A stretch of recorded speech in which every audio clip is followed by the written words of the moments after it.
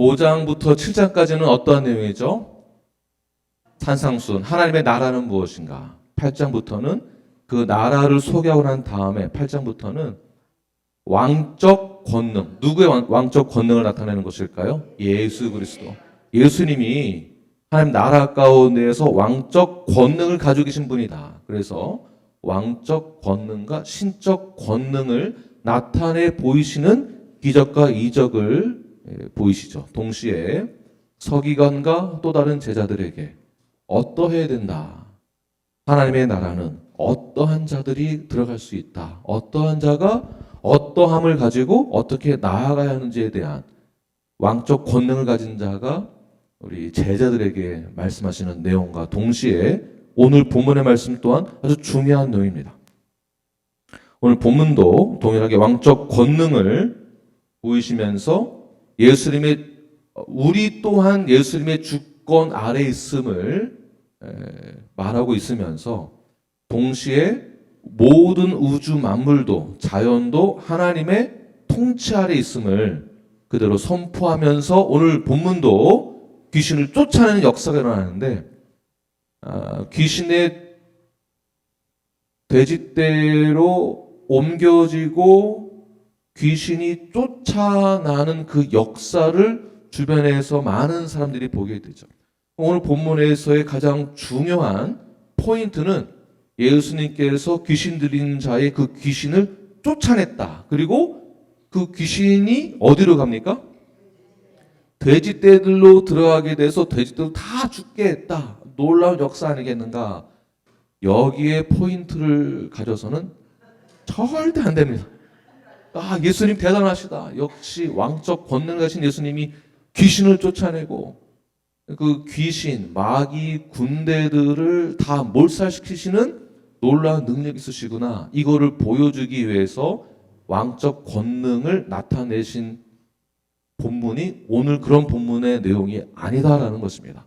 그렇다면 어디에 초점이 있는가? 어디에 포인트가 있는가? 그 부분을 잘 캐치하셔서 컨텍스트 안에서 예수님께서 실행하시고 말씀하시고 나타내시는 모든 것이 어디에 초점이 있는지 그것을 찾아내서 그대로 적용하시는 삶을 사시는 여러분들 되기 바랍니다.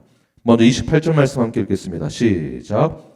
또 예수께서 건너편 가다라 지방에 가심에 귀신 들린 자 둘이 무덤 사이에서 나와 예수를 만나니 그들은 몹시 사나워 아무도 그 길로 지나갈 수 없을 지경하더라. 28절 말씀이 포인트입니다. 28절 말씀에서 무엇을 우리가 찾아낼 수 있는가를 한번 잘 생각해 보시고요. 제가 주의를 해드리겠습니다. 먼저 가다라 지방은 어떤 지방이냐면 갈릴리 남부에 위치해 있는 지역입니다. 외진 시골 지역이기 때문에 이 시골 지역에 1200피트 높이에 있는 절벽, 그 절벽에 갈릴리 바다가 보이는 그 절벽에 있었던 동네입니다. 이 동네는 주 31년의 대지진으로 완전히 폐허가 되는데요. 왜 폐허가 됐는지도 저희들이 나중에 아마 알 수 있지 않을까 하는 생각도 갖게 되는데 역사적으로 이 가다라 지방에서의 해안가 언덕에 있는 1200피트 높이 언덕에 있는 저 지역에는 굴 모양이나 또는 무덤으로 만든 그 버려진 곳에 귀신 들린 자들이 공동체에서 쫓겨나서 그 굴 속에 들어가서 살았습니다. 여기서 포인트가 공동체에서 병 들린 자,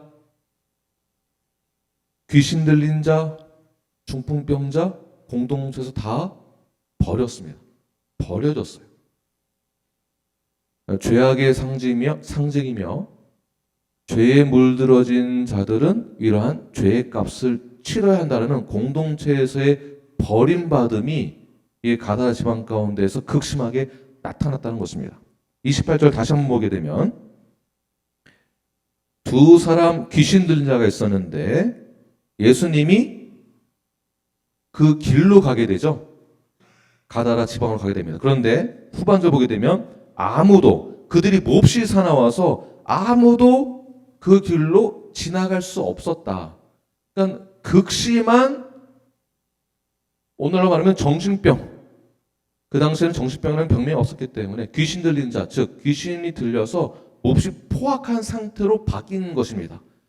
하나님의 형상대로 지음받은 사람들은, 우리들은 하나님의 공의적 속성 또한 저희들이 받았죠. 그러니까 인품, 인성도 우리가 받았습니다. 예수님의 인성, 성품. 그런데 귀신 들린 자들의 죄의 삭시 무엇입니까?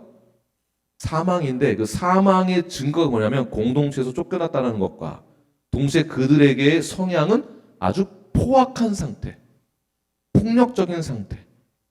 폭력적이고 포악한 상태의 그들을 한번 생각해 보십시오. 말을 어떻게 했을까? 행동을 어떻게 했을까?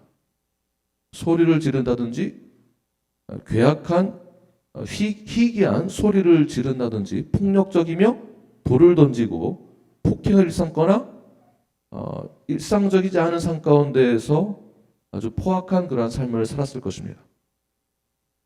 아무도 그들 곁에 가지 않았습니다. 아무도. 그렇다면 이들은 처음부터 귀신 들린 자였을까?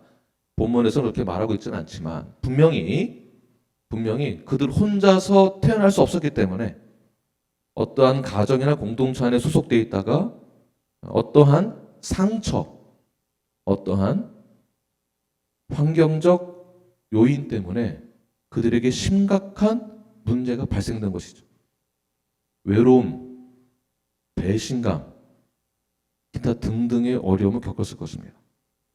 누군가의 거짓된 행동과 누군가로부터의 피해를 받았기 때문에 그들에게 어려운 일들이 생겼을 것이며, 그로 인하여서 그들이 어떠한 문제로 마귀 들린 자가 됐는지는 모르지만 추측을 해보면은 오늘날 이 땅 가운데서 겪는 저들의 삶 가운데에서 많은 부분들 속에 상처, 어려움을 겪고 있지 않습니까?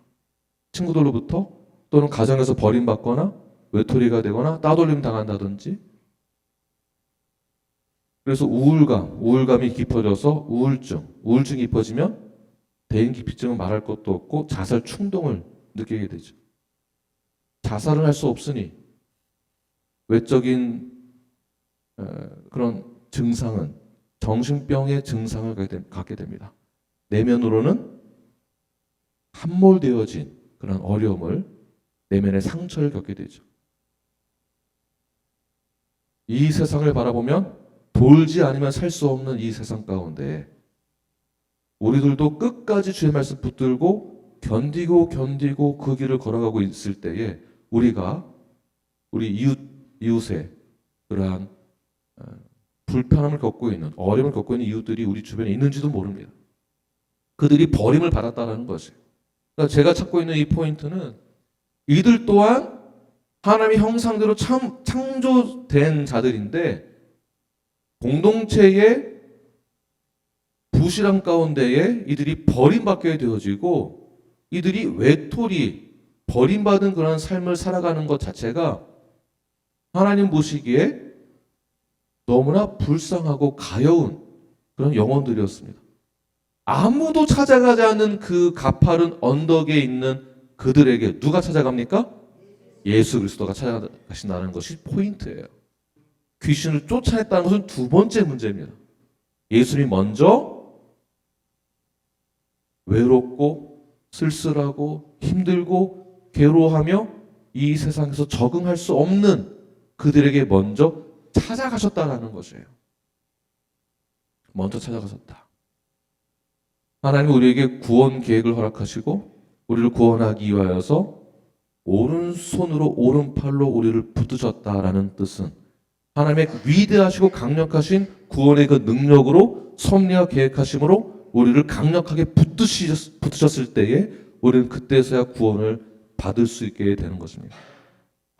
그러니까 하나님이 잃어버린 영혼들을 찾아서 예수 그리스도를 하나님의 구원 계획 가운데 실행시키기 위하여서 예수님 몸소 이 땅 가운데 가장 낮고 낮은 자로 오셨으며 우리 모든 죄들을 사하여 주시기 위하여서 하나님과 관계를 화목하게 하기 위하여서 병들고 나약하고 지쳐있는 영혼들에게 직접 찾아가시는 분, 아무도 찾아가지 않는데. 휴스턴이 영적으로 피폐해져 있을 때 믿는 자들에 의하여서 이 휴스턴이 반드시 변화가 일어나야 합니다. 이것이 하나님의 뜻이며 계획입니다. 이것이 건강한 교회의 사명이며 우리의 사명이 되어야 합니다. 그래서 귀신을 쫓아내게 되죠. 그리고 멀리 있었던 그 돼지떼들에게 귀신이 마귀가 들어가게 되는데, 두 번째 중요한 포인트가 마귀가 했던 고백이에요. 여기에 마귀도 신앙 고백을 하게 되는데 29절 말씀 읽겠습니다. 시작. 이에 그들이 소리질러 이르되 하나님의 아들이여 우리가 당신과 무슨 상관이 있나이까? 때가 이르기 전에 우리를 괴롭게 하려고 여기 오셨나이까 하더니, 누군가에게는 예수님이 오심이 기쁨과 영광과 축제가 되는 것이지만 어떤 이에게는 소리를 지를 만큼의 짜증나는 사건이에요. 왜 나를 괴롭게 하느냐? 왜 나를 괴롭게 하느냐? 하나님의 아들이요라고 말을 하잖아요. 그러니까 괴롭게 하느냐라고 하면서도 하나님의 아들이요. 다시 말해서 예수님이 누구인지를 안다라는 것이죠. 누가? 귀신도.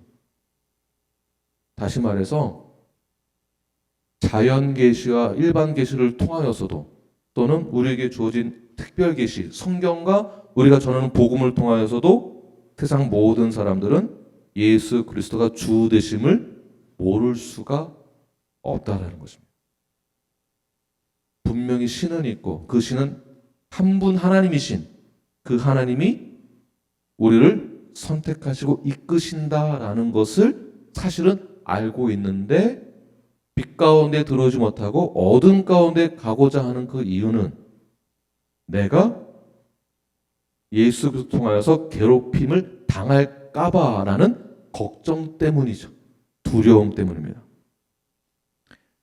왜 나를 괴롭게 하느냐라고 하는 이 사탄의 고백은, 괴롭게 한다는 이 원어를 보게 되면 예수님이 우리의 심판주이시다라는 뜻이에요. 그러니까 예수님이 누구신지를 정확히 알아봤다는 것입니다. 그가 주가 되시며 심판자가 되신다라는 것을 정확히 안다라는 것이에요. 그래서 겁을 먹고 이들이 뭐라고 말합니까? 간구하게 되는데 31절 시작. 귀신들이 예수께 간구하여 이르되 만일 우리를 쫓아내시려면 돼지떼에 들여보내 주소서 하니. 간구한다라는 것 자체가 무슨 뜻이냐면, 귀신들도 예수님이 왕의 왕이 되시며 권세가 있으시고 왕적 권능이 있다는 것을 알았기 때문에 예수님에게 간구한 것이에요. 이 말은 우리 또한 예수님의 주권 아래 있습니다라는 뜻입니다. 누가? 마귀도. 그런데 신앙 고백을 한 성도들이 말로는 예수님을 믿습니다라고 하는데, 우리는 누구 뜻대로 삶을 살아가나요? 누구를 위해서 살아가십니까? 우리는 누구를 위해서 살아가는가? 말로는 신앙 고백하고 침례도 받고 예수를 믿습니다라고 하면서 누구를 위해서 살아갑니까? 나를 위해서 살아가죠. 그러나 마귀도 무엇을 고백하고 있습니까? 간구한다는 것은 나 역시 예수 그리스도의 주권 아래에 있음을 고백한다는 뜻이에요. 누가? 마귀도. 그러므로 신앙 공동체 안에서 이루어지는 신앙 고백은 절대적이어야 합니다. 이럴 때는 이렇게 갔다가 저럴 때는 저렇게 갔다가, 그러니까 교회가 이럴 때는 저렇게 하고 저럴 때는 저렇게 하니까 힘이 없어 보이는 거예요. 교회는 힘이 없는 게 아니라 우리가 잘못된 신앙 고백과 프랙티스가 있기 때문에 교회가 힘이 없어 보이는 거지, 교회는 절대 힘이 없는 것이 아닙니다. 왜냐하면 교회는 교회의 머리가 되시는 예수 그리스도의 공동체를 상징하기 때문에 우리가 절대적인 그 신앙 고백 앞에 절대적으로 그 말씀에 순종하며 우리가 노력이라도 해야 되는 거예요. 잘 안 되지만 노력이라도 해야 되는 거예요. 그런데 노력도 하지 않고 거부한다는 것은 오늘 가다라 지방에 있었던 그들과도 똑같아지는 것입니다. 34절 말씀 보겠습니다. 시작. 온 시내가 예수를 만나려고 나가서 보고 그 지방에서 떠나시기를 간구하더라. 온 시내가, 그러니까 그 가다라 지방의 모든 시내에 있었던 사람들이 우르르 몰렸을 거 아니에요. 그러니까 그 지역에서 가장 무섭고 사납고 갈 수 없었고 공포 가운데 있었던 두 사람이 어디에 있었습니까? 여기 언덕에 있었는데 이 언덕만 보기만 해도 소름이 끼쳤던 것이겠죠. 그런데 예수님이 이 두 사람에게 있었던 귀신들을 다 쫓아내고 귀신이 돼지떼에 들어가서 돼지들이 다 몰살당했습니다. 그러니까 마을에 이게 큰 난리가 난 거예요. 도대체 무슨 일이냐? 예수가 누구길래? 보니까 예수님이 위대하신 분인 줄은 아는 거예요. 대단하시다. 왕적 권능을 가지고 있구나.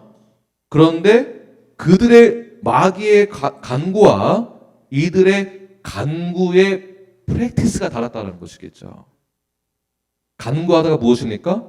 나 역시 예수님의 주권 아래 있음을 뜻하는 것인데, 즉 말로는 믿는다라고 하면서 예수님에게 무엇을 요청하고 있죠? 떠나라. 무슨 말이냐면 당신 필요 없다. 다시 말해서 당신 때문에 나 손해봤다라는 뜻이에요. 돼지의 주인들이 누구였을까요? 이 시내 사람들이었겠죠. 공동으로 목축을 했을 테니까.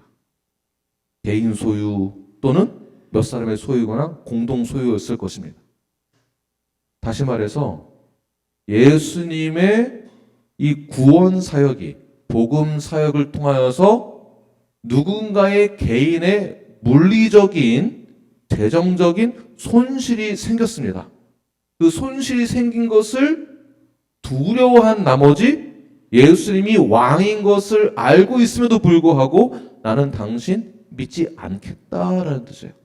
난 당신이 하나님의 아들인 것도 알겠고 하나님의 아들인 동시에 왕적 권능을 가지신 분인지도 내가 알겠고 예수님이 나의 모든 죄를 대신해서 죽으신 것도 알겠고 그분이 나를 위해서 죽으시고 부활을 승천하시고 다시 오실 분인지도 알겠는데 다시 말해서 저 예수 믿어요. 저 교회도 출석하고 예배도 잘 드리고 기도도 하고 성경도 보고 심삼종 교수님 찬양도 듣고 다 해요. 저 다 잘해요. 봉사도 하고 사역도 해요. 말로는 믿는다 하고 사역도 하고 다 하는데 본질상 진노의 자녀였던 옛사람의 습관, 거기서 나타나는 개인적인 소유에 있어서의 손실에 대해서는 용납할 수 없다는 것이죠. 내가 할 거는 다 하겠는데 나 건드리지 말아라. 내 시간 뺏지 말아라. 나에게 스트레스 주지 말아라. 나에게 부담감 주지 말아라. 나에게 강압적으로 대하지 말아라. 교회에 출석하십시오. 제자훈련 받으십시오. 이런 강압적인 거 나 원치 않는다. 봉사하라 이런 말 하지 말아라. 나 예수님 다 믿는데 멤버십 하라고 말하지 말아라. 나 예수님 다 믿는데 헌신하라는 말 하지 말아라. 나 예수님 믿는데 알겠는데 멤버십 리뉴얼 하자라는 말 그거 하지 말아라. 이 말과 똑같은 것입니다. 간구하는 그 표현은 똑같은데 실행은 안 한다라는 것이죠. 여기서 질문이 있습니다. 그렇다면 예수님은 아니 굳이 이 가다라 지방에 있었던 이 사람들의 손실을 주지 말고 처음부터 귀신을 쫓아낼 때 그냥 쫓아내시고 돼지로 들어가지 말게 하지 왜 이렇게 문제를 만들었을까? 왜? 처음부터 그냥 좋게 끝내주면 되는 거를. 자, 이 사건은 우리에게 있어서나 문제로 보이지 예수님에게서 가장 중요한 사건이 무엇인지를 우리에게 보여주고자 하는 것일까요? 사역을 할 때에, 신앙생활 할 때 물질적인 손해 있을 수 있다. 재정적인 어려움으로 큰 고난을 겪을 수도 있다. 그러나 그 무엇보다 중요한 것이 무엇인 줄 아느냐? 바로 영혼 구원이다 라는 걸 전하고 있는 거죠. 다시 처음 28절 말씀이잖아요.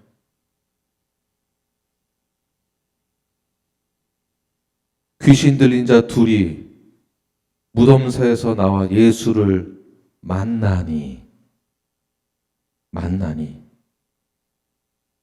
예수님이 병들고 그 죄의 삭 때문에 고통 가운데 처해 있는, 어둠 가운데 속해 있는 버림받은 그들에게 찾아가서 그들의 모든 죄의 삭을 예수님이 대신 치러주시잖아요. 이것이 포인트라는 것입니다.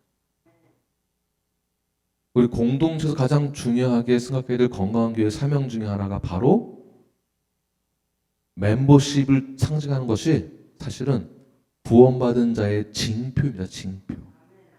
내가 구원을 받았다는 것은 공동체에 반드시 소속이 되어야 합니다. 소속이 된다는 것은 하나님의 나라를 상징하는 것이며, 그 나라에 소속이 되었다는 것은 내가 그 나라의 백성이 되었다는 것이고, 나라의 백성이 되었다는 것은 땅이 존재해야 하며, 땅 가운데 살고 있는 백성은 나라를 상징하는 그 법 아래에 있음을 내가 믿고, 그 법, 하나님의 법 아래에서 주권 아래에 있음을 내가 믿고 말로만 믿는다고 하는 것이 아니라 삶 가운데서 말씀에 순종하는 삶으로 나아가야 한다는 거지. 부자 청년이 예수님을 찾아갑니다. 내가 어떻게 되겠습니까? 너가 가진 것을 모두에게 다 나누어 주어라. 그때 부자 청년 어떻게 합니까? 근심하면서 떠나게 되죠.